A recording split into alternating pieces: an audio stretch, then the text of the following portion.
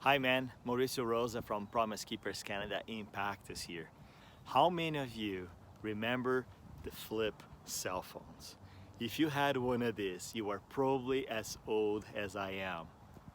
There was a time when if you had one cell phone like this, it was only a cell phone, a tool to help you communicate. That's it. You could make calls, text messages, and eventually some new models would allow you to send some pictures.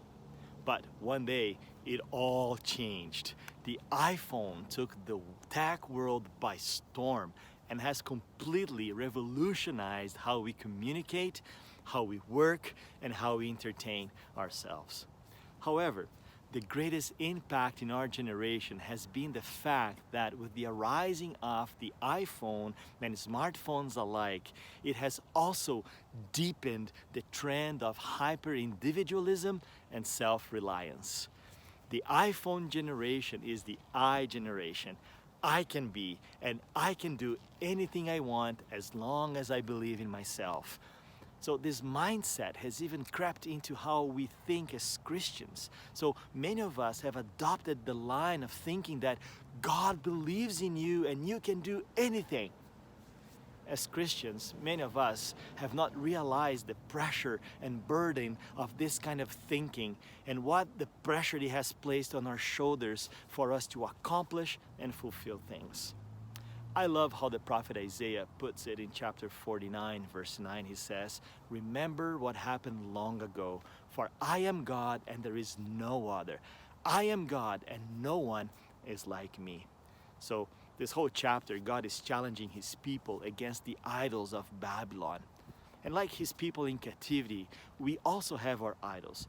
Maybe they don't look like statues of gold with weird heads and weird feet, but often I believe we have bowed to the idol of believing it's really up to us to do this, do that, conquer this, and conquer that. Like the iPhone, in the I culture, if I don't do it or if I don't take care of myself, nobody will. No wonder many men are struggling, especially in times of pandemic and uncertainty, feeling the pressure to be and to perform. The good news of the gospel of Jesus Christ is a proclamation of a different mindset.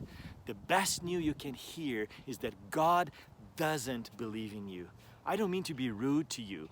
It doesn't mean that God is not rooting or for you. It simply means that God knows you cannot do it. And that's why he says, remember what happened long ago.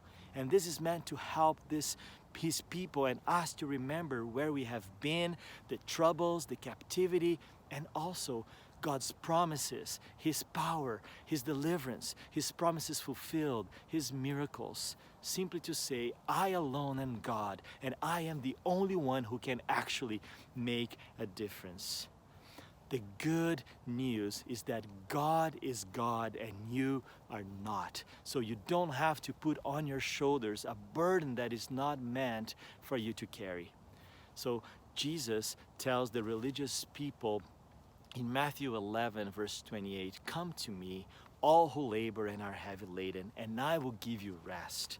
Take my yoke upon you and learn from me, for I am gentle and lowly in heart, and you will find rest for your souls. For my yoke is easy and my burden is light." So Jesus is saying to them and to us, I can carry this pressure, the burden of making things happen, of conquering, of performing, so much so that you don't have to even try it. So if you have not subscribed to our daily devotions yet, go to impactus.org and subscribe to it to receive daily in your emails. Also, share this video with your friends and join us this week as we will unpack that God believes in God. He can do it and He is great, glorious, and because of that, this is the basis of our redemption. May the Lord bless you.